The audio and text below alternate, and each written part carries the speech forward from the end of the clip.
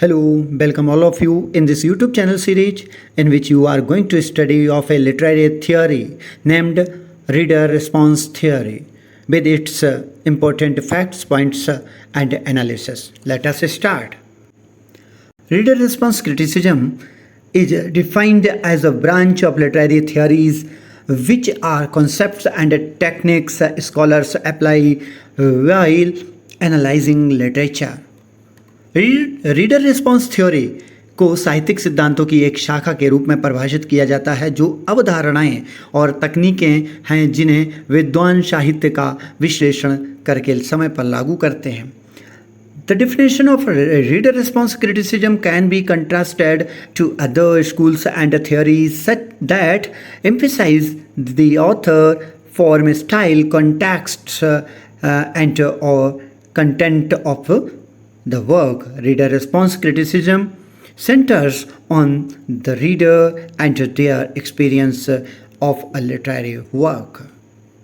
Reader response theory आलोचना की परिभाषा की तुलना अन्य स्कूलों, अन्य सैद्धांतिक स्कूलों में स्कूल संप्रदायों और सिद्धांतों से की जा सकती है जो लेखक, रूप, शैली, संदर्भ और या कार्य की सामग्री पर जोर देते हैं. पाठक प्रक्रिया इसी को बोलते हैं रीडर रिस्पॉन्स थियोरी और साहित्यिक कार्य के अनुभव पर केंद्रित होती है. Reader response theory is a literary theory that emphasizes the role of the reader in creating meaning from text. Transactional reader response theory led by Louis Rosenblatt and supported by Wolfgang Ischer involves a transaction between the text inferred meaning and the individual interpretation by the reader influenced by their personal emotions and knowledge. Louise Rosenblatt लिखा हुआ है कि नेतृत्व में और Wolfgang Ishar द्वारा संदर्भित या समर्थित लेन देन संबंधी पाठक प्रतिक्रिया सिद्धांत के पाठ के अनुमानित अर्थ और पाठक द्वारा उनकी व्यक्तिगत भावनाओं और ज्ञान से प्रभावित व्यक्तिगत व्याख्या के बीच लेन देन शामिल होता है. Effective stylistic established by fish believe that a text can only come into existence as it is read. Therefore, a text cannot have meaning independent of the reader. Fish द्वारा स्थापित भावनात्मक शैली विज्ञान का मानना था कि एक पाठ केवल उसी तरह अस्तित्व में आ सकता है जैसा कि उसे पढ़ा जाता है. इसलिए एक पाठ का पाठक से स्वतंत्र अर्थ नहीं हो सकता है.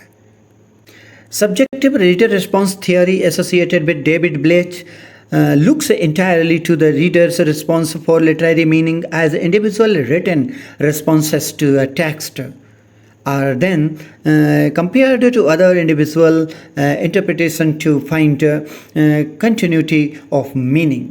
डेविड ब्लीच ने जुड़ा व्यक्ति परक पाठक प्रतिक्रिया सिद्धांत साहित्यिक अर्थ के लिए पूरी तरह से पाठक की प्रतिक्रिया को देखता है और क्योंकि पाठक के लिए व्यक्तिगत लिखित प्रक्रियाओं की तुलना अर्थ की निरंतरता खोजने के लिए अन्य व्यक्तिगत व्याख्याओं से की जाती है. Psychological reader response theory employed by Norman Holland believes that readers motives heavily affect how they read and subsequently use this reading to analyze the psychological response of the reader. Most important ये point है.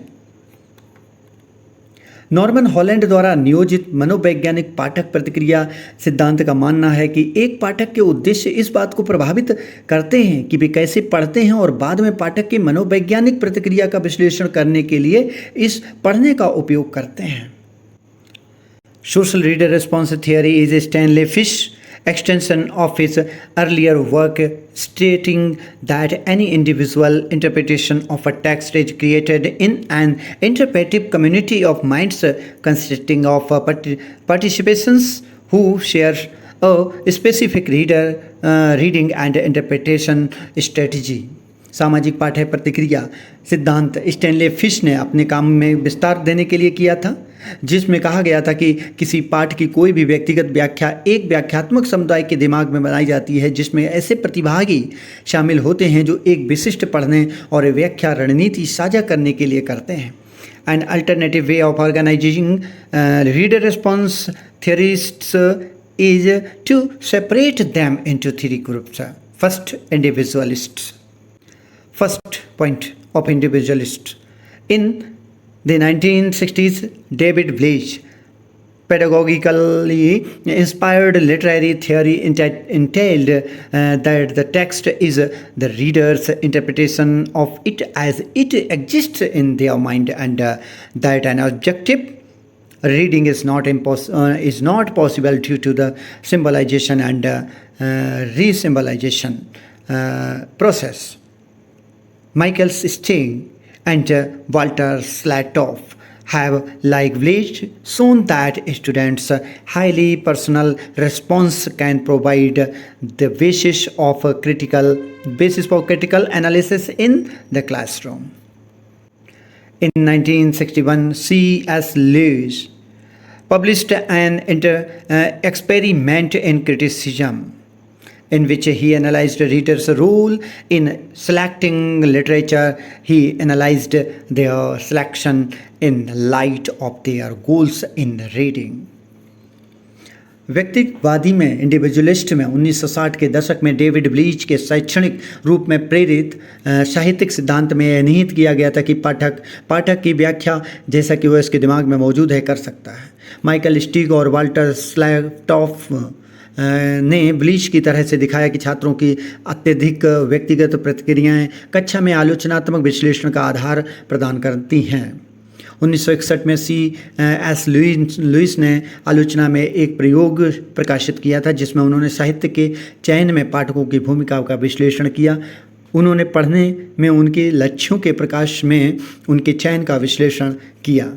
Next, experimenters. The type of reader response critics who conduct psychological experiments on a defined set of readers are called experimenters. Richard Gehrig in the US has experimented with the reader's state of mind during and after a literary experience. Experimenters यानी प्रयोगकर्ता।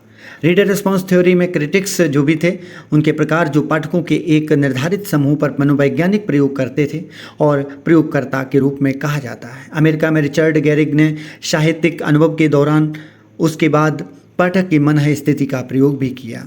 Next आता है यूनिफॉर्मिस्ट.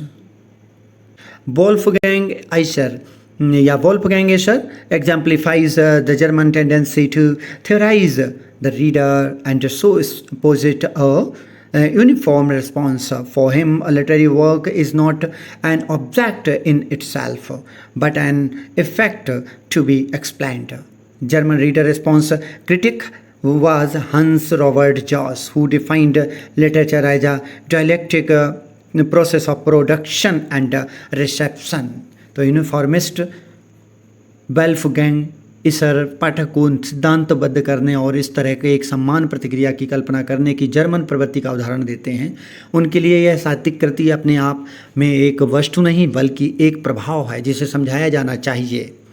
यही reader response theory में German पाठक प्रतिक्रिया करते समय hence Robert Jos ने अपने सिद्धांतों में उत्पादन और ग्रहण की द्वंद्वात्मक प्रक्रिया के रूप में परिभाषित किया था।